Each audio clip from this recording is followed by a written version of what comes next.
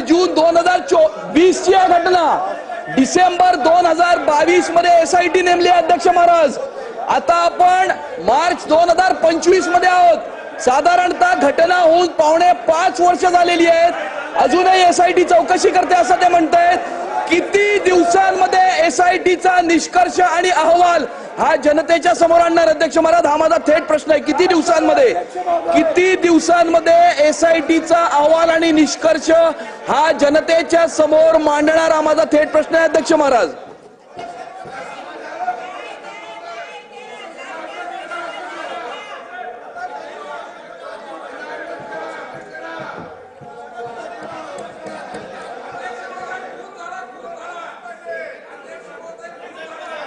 चला लक्षवेधी।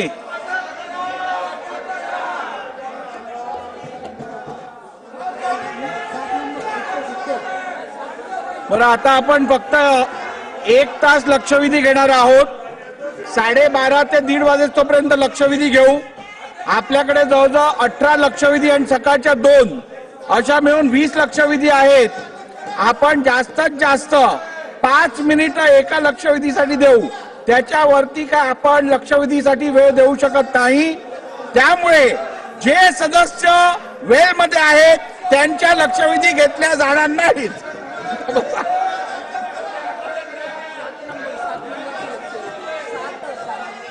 लक्षवेधी क्रमांक 7 स्पेशल सिटिंग मधली 7।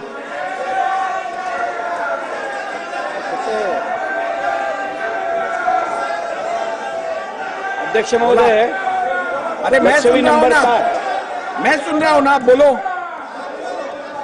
हाँ बोलो।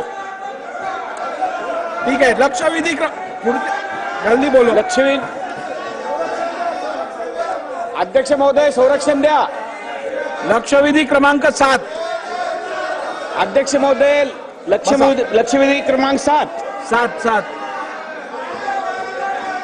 अध्यक्ष महोदय, ठीक आहे, बसा। केल्याप्रमाणे महाराष्ट्र सरकारी संस्था कायदा 1960 चे कलम 6 नुसार कोणतीही सहकारी संस्था नोंदवताना लक्षवेधी महत्त्वाची आहे। सभासद हे एकाच कुटुंबातील नसावे व ते सभासद त्याच संस्थेच्या कार्यक्षेत्रातीलच रहिवासी असले तुम्ही बसणार आहात की नाही सांगा। सन्मान उद्देश असलेल्या दुसऱ्या सभागृहाची बैठक 10 मिनिटांसाठी तहकूब केली जाते।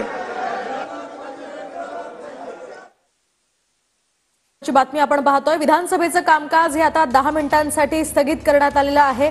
सध्याची ही महत्त्वाची बातमी आपण पाहतोय। दिशा सालियन प्रकरणावरून विधानसभेत सत्ताधारी आक्रमक झाले होते। चांगलाच गदारोळ या ठिकाणी पाहायला मिळाला। एसआयटीचा अहवाल किती दिवसात जनतेसमोर आणणार अशी मागणी, असा सवाल यावेळी अमित साटम यांनी केलेला आहे। आरोपींना तात्काळ अटक करून चौकशी करावी अशी मागणी शंभूराज देसाई यांनी सुद्धा विधानसभेत केल्याचं आपण आताच पाहिलं।